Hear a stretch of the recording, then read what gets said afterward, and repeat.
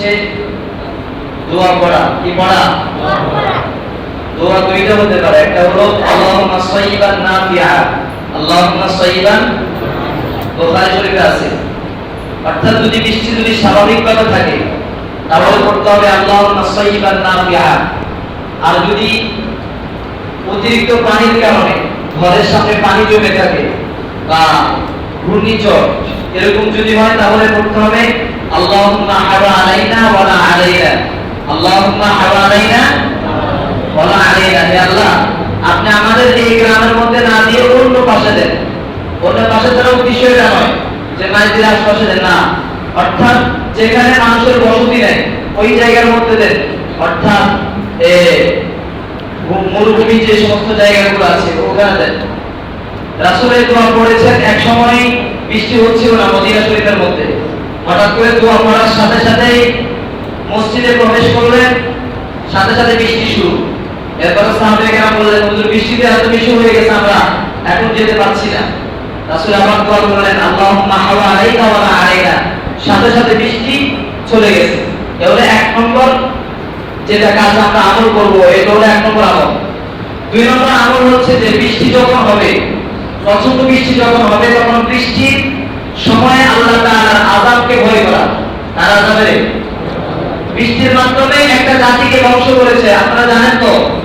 তাহলে বৃষ্টিও প্রচন্ড বৃষ্টি এটা আযাবের কি হতে পারে?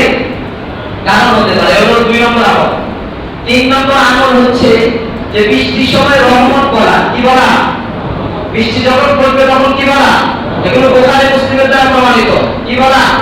যে রহমত আসতেছে। কোরআন শরীফের মধ্যে বৃষ্টিকে পবিত্র পানি বলে ঘোষণা করেছে, এজন্য এটা রহমত। তিন নম্বর আমল।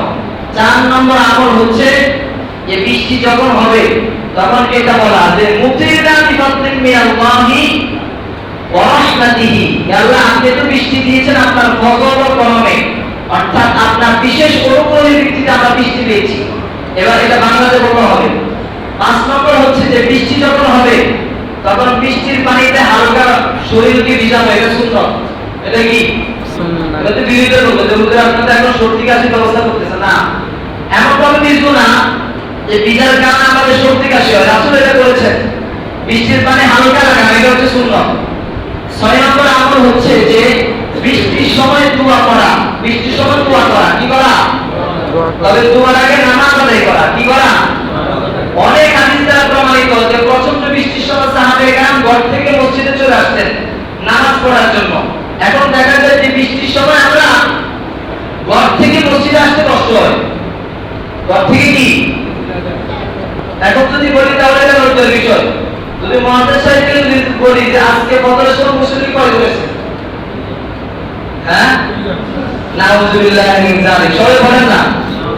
সবাই পড়েন নাউযুবিল্লাহি বলেন। এটা তো বদদুয়া নয়, এটা আপনাদেরকে আল্লাহ যেন এবং ফজর নামাজ যেন কাজা যেন না করে, এটা বদদুয়া দিলে বাঁচার জন্য দোয়া করছি। আল্লাহ সকলকে ফজর নামাজ আদায় করার তৌফিক দান করুন। আমিন। করব ইনশাআল্লাহ। সাথে সাথে দোয়া করব। বৃষ্টির মধ্যে দোয়া করলে দোয়া কবুল হয়। কি হয়? রাসূল বৃষ্টির সময় সালাতুল ইস্তিসকা, বৃষ্টি ছাওয়ার সময় হাত উঠাইতেন, এটা প্রমাণিত আছে হাদিসের দ্বারা যে রাসূলের বুকের যে সাদা এটা আছে, এটা দেখা গেছে। অর্থাৎ এভাবে হাত তুলে দোয়া করেছেন। তাহলে এতে প্রমাণিত হয় হাদিসের দ্বারা যে বৃষ্টির সময় হাত তুলে দোয়া করার দ্বারা দোয়া কবুল হয়। কি হয়? যাদের বড় মুসিবত আছে, সমস্যার মধ্যে আছে, এদের বৃষ্টির সময় দোয়া করবেন। কি করবেন? কিছু কিছু লোক এটা বলতেছে না, কারণ হচ্ছে হুজুর আমরা বলবেন একটা, আমরা বলবো একটা। বৃষ্টির সময় কম্বল গায়ে দিয়ে শুয়ে থাকবো, ফজর নামাজ কাজা, যোহরের নামাজ কাজা, আসরের নামাজ কাজা, মাগরিব কাজা, এশা কাজা। পুরো দিন যদি বৃষ্টি হয় তাহলে পাঁচ ওয়াক্ত নামাজই কাজা। ঠিক না ঠিক?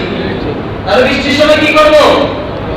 বলেন না, সবাই বলেন না, দোয়া করব। আল্লাহ আমাদেরকে সবাইকে আমল করার তৌফিক দান করুন। আমিন। সময় নষ্ট করে ফেলেছি, আপনারা আমল করেন ইনশাআল্লাহ। আপনাদের আমলের জন্য বলতেছি, এটা হচ্ছে আপনাদেরকে জাহান্নাম থেকে বাঁচার উপায় বলতেছি।